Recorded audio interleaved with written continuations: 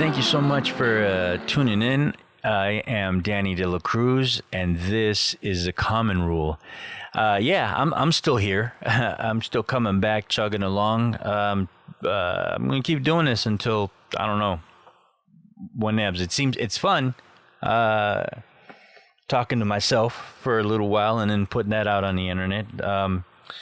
Well, first of all, my knee-jerk reaction here is to try and apologize for the previous episode, getting all old man and ranty. But fuck that. I'm not going to. It needed to be said. I think I definitely needed to get it off my chest. It's just people. There's a couple of you that's probably, assuming there's a couple of you listening, and maybe one of you aren't listening anymore, to where you were that person that was talking about. And, hopefully you go on to bigger and better things. Hopefully this episode, though, has got a little bit more value to it as far as helping people out with the creative process and being a happier tone. What I want to talk about this time is about writer's block, creative block, those moments where we just can't seem to create anything, or we keep doing the same thing over and over and over again, and we just get into this creative funk that I'm sure we've all gone through. And what I wanted to talk about as far as that goes is sometimes we get inspiration from the weirdest places in all walks of life that have nothing to do with art or creating, or quite the opposite, actually. We can be at a bar and some drunk fuck throws out the most craziest statement that makes sense, or we could be watching a basketball game and listening to these commentators. I was watching this basketball games, this contest of the baskets. Oh shit, man, this is a while ago. I haven't watched sports in I don't know how long. What year is it? This is November in the year of our Lord, 2018. This was back when the Lakers were actually good. So you do the math. The one of the players that particular day was having a terrible night. He just could not get the ball to go in, and this guy was normally a great shooter, and it was some crazy stat. And for exaggeration purposes, let's just say he was just 1 for 30 at halftime. And the halftime commentators were just having a field day about, hey, what are you going to do? This guy's the best player on the field, or on the boards, or on the in the wherever it is they play the baskets, in the gym.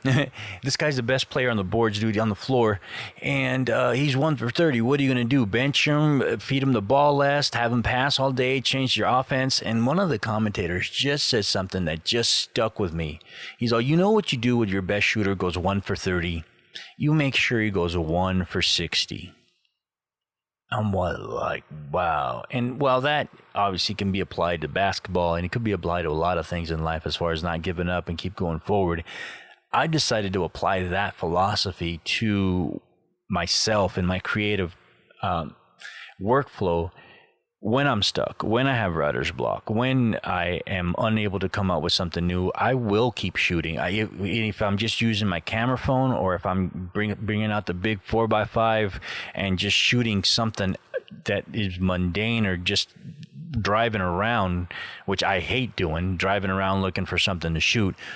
But I will keep shooting. I find that taking a break for me is dangerous. It's like coming back from a hangover. It takes me longer to get more creative, or to get creative again, if I take breaks, which seems to be the most common piece of advice people tell you. Oh, you know what? Just take a break. Don't pick up the camera. Don't do anything.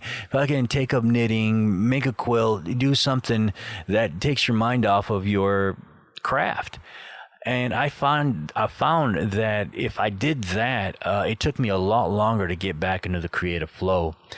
If I keep chugging along, if I keep shooting, if I keep doing something with my photography all the time, it just seems to get me right back on track to coming up with another project that I'm excited about. Even if I'm just shooting something mundane and then just have a random conversation with somebody about something that's ridiculous, and then we end up collaborating.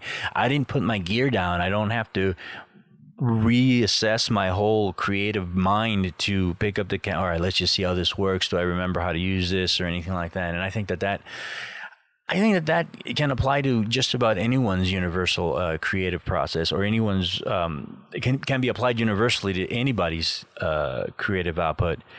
If you're the kind of person that takes breaks, try not taking a break. Try just creating the dumbest things and keep chugging along and see if you can't get back on track a lot faster. I can't guarantee that this is going to work for everyone. We are different. We all do different things. But for me, this is what has worked creatively. Well, I think that's it. Short and sweet. I hope that this was definitely more valuable to you, and keep your eyes out. If you're in a rut, maybe watch basketball or something. I don't know. Thank you so much for listening. Have a great day and enjoy your youth. See ya.